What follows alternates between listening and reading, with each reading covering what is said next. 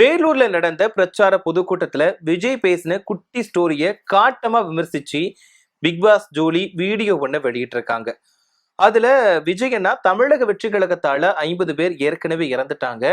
நீங்க சொன்ன குட்டி ஸ்டோரியை கேட்டு ஆர்வக்கோளாற ரசிகர்கள் வந்து ஜல்லிக்கட்டு காளைக்கு புல்கட்டு கொடுக்குறேன் அப்படின்னு சொல்லிட்டு போய் அந்த இறப்பு எண்ணிக்கை 500 மாத்திடாம அப்படின்ற மாதிரி சொல்லியிருக்காங்க. ஜூலியோட இந்த பதிவுக்கு நிறைய பேர் கண்டனத்தை தெரிவிச்சுட்டு வராங்க.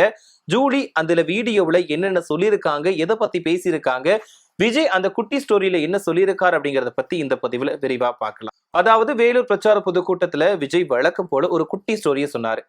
அது அவரோட ரசிகர்களுக்கு ரொம்பவே பிடிச்சமான ஒண்ணா இருந்துச்சு. அது மட்டும் இல்லாம இந்த குட்டி ஸ்டோரியை வச்சு நிறைய மற்ற அரசியல் கட்சியினர் வந்துட்டு விமர்சனமே பண்ணி இருந்தாங்க.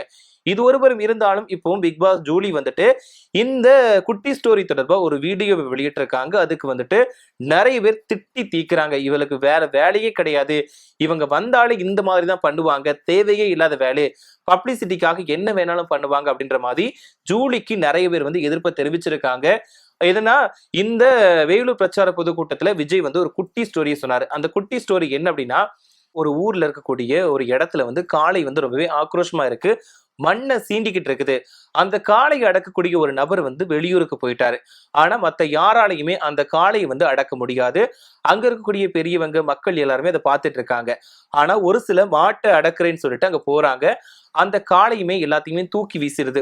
இதனால அவங்க வந்து காயம் அடைஞ்சு கிடக்குறாங்க. அப்போ யார் தான் இந்த காளை அடக்குறது அப்படின்னு சொல்லிட்டு எல்லாருமே பார்த்துட்டு இருக்கும்போது ஒரே ஒரு குட்டி பையன் என்ன பண்றான்னா அந்த காளை கிட்ட வந்து போயிட்டு இருக்கான்.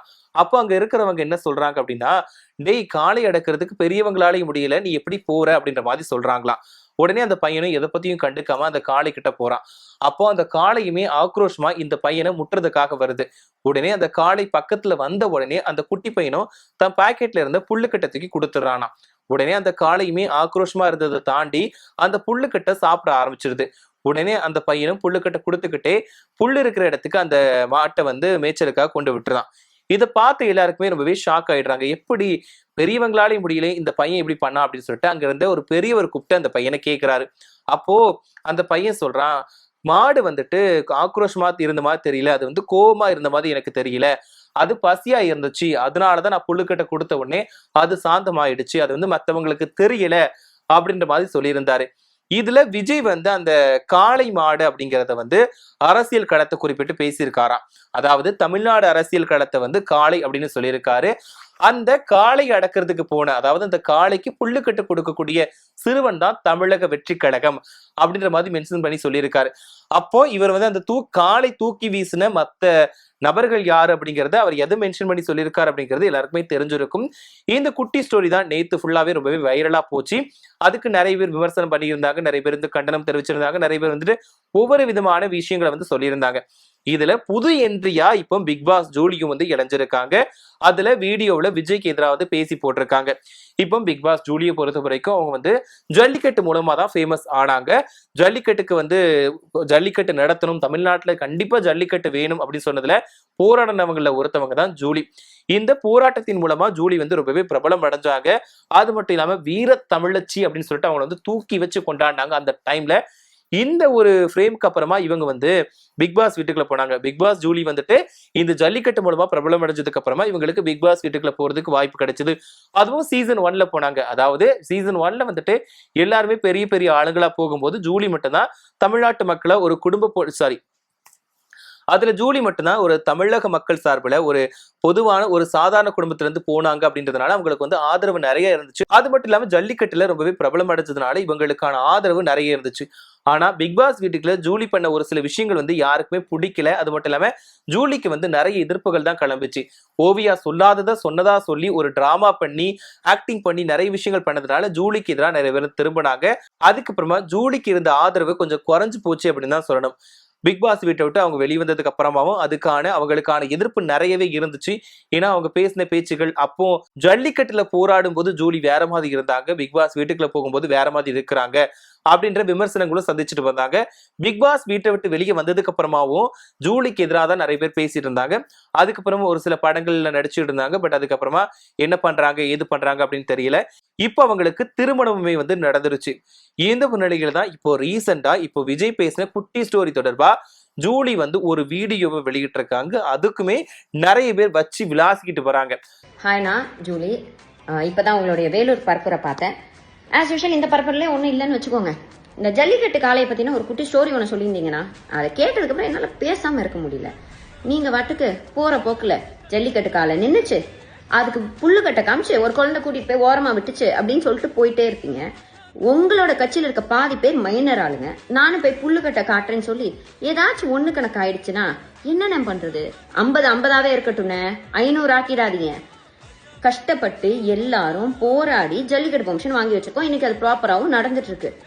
உங்களுடைய ரசிகர்கள் போய் புல்லுக்கட்டை காமிச்சு ஏதாச்சும் ஆகி போச்சுன்னா திரும்பி எல்லாம் இங்க போராட யாருக்கும் திராணி இல்லைன்னு. கொஞ்சம் பார்த்து பக்குவமா பண்ணுன்னு. உன் இஷ்டத்துக்கு பேசிட்டு போயிடாதானே. அந்த வீடியோவில் ஜூலி என்ன சொல்லியிருக்காங்க அப்படின்னா, விஜய் அண்ணா, நான் இப்போதான் உங்களோட பிரச்சார பொதுக்கூட்டத்தில் நடந்த ஒரு குட்டி ஸ்டோரி நீங்க சொன்னதை வந்து கேட்டேன். அதை கேட்டதுக்கு அப்புறமா என்னால வீடியோ போடாம இருக்கவே முடியல. என்ன அப்படின்னா, அண்ணா நீங்க வந்து ஏற்கனவே தமிழக வெற்றி கழகத்தால 50 பேர் இறந்துட்டாங்க, அதுவே போதும். நீங்க சொல்ற குட்டி ஸ்டோரியை கேட்டு உங்ககிட்ட இருக்கக்கூடிய ஆர்வக்கோளாறு ரசிகர்கள் வந்துட்டு ஜல்லிக்கட்டு காளை அடக்குறேன்னு போயிட்டு அங்க புல்லுக்கட்டு கொடுக்குறேன், ஏதாவது கொடுக்குறேன்னு சொல்லிட்டு ஏடா கூடமா ஆயிராம. அப்படி இருக்கும்போது இறப்பு எண்ணிக்கை வந்து 500க்கு மேல தாண்டிடாம, ஏற்கனவே 50 பேர் இறந்ததே போதும் அப்படின்ற மாதிரி சொல்லியிருக்காங்க. இன்னொரு விஷயம் இவங்க வந்து மென்ஷன் பண்ணி சொல்லியிருக்காங்க, ஏற்கனவே நாங்க வந்து ஜல்லிக்கட்டு போட்டியை வந்து நடத்துறதுக்கு அவ்வளவு போராடி தான் வாங்கியிருக்கோம். உங்க ஆர்வக்கோளர் ரசிகர்கள் வந்துட்டு ஜல்லிக்கட்டு காளைக்கு புல்லுக்கட்டு கொடுக்குறேன் அப்படின்னு போயிட்டு ஏதாவது ஆயிடுச்சுன்னா ஜல்லிக்கட்டை நிப்பாட்டிட போடுறாங்க, மறுபடி போராட வேண்டிய நிலைமை வந்துடும் அப்படின்ற மாதிரி சொல்லியிருக்காங்க.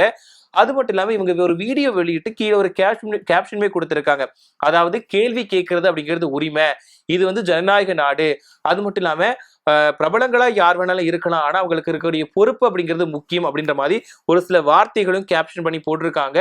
இதை கேட்ட ரசிகர்கள் வந்து ரொம்பவே ஷாக் ஆயிட்டாங்க. இப்ப எதுக்கு ஜூலிக்கு இந்த வேண்டாத வேலை அப்படின்ற மாதிரி கேள்வி கேட்கிறாங்க.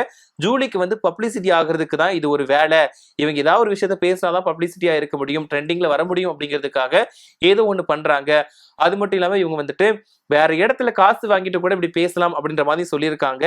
அது மட்டும் இல்லாம ஜூலியோட இந்த வீடியோக்கு கீழே வந்து ஒரு சில கமெண்ட்கள் வந்து நிறையவே பேசி திட்டி போட்டிருக்காங்க. அது மட்டும் இல்லாம ஜூலிக்கு வந்து மனநிலை வந்து பாதிக்கப்பட்டுடுச்சு, அதனால யாருமே விமர்சிக்க வேண்டாம் அப்படின்ற மாதிரியும் கமெண்ட் பண்ணியிருக்காங்க.